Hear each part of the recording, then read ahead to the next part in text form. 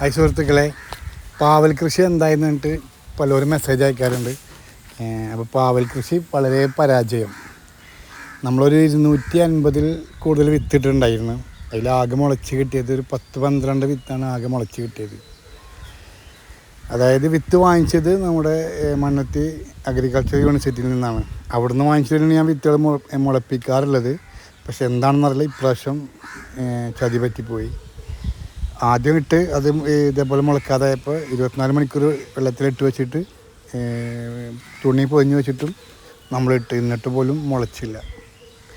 3500 രൂപ കിലോ വിലയുള്ള വിത്താണ് നമ്മൾ വാങ്ങിച്ചിട്ട് ഇട്ടിട്ടുണ്ടായിരുന്നത്. പക്ഷേ എന്താണെന്നറിയില്ല, പാവൽ കൃഷി വളരെ പരാജയമായിപ്പോയി. ഇപ്പോൾ ഓരോ തയ്യകൾ അവിടെ ഇവിടെ ഒക്കെ ആയിട്ട് നിൽക്കുന്നുണ്ട്. അത് ചിലതൊക്കെ പടർന്നിട്ട് മേലേക്ക് പടർന്ന് വരുന്നുണ്ട്.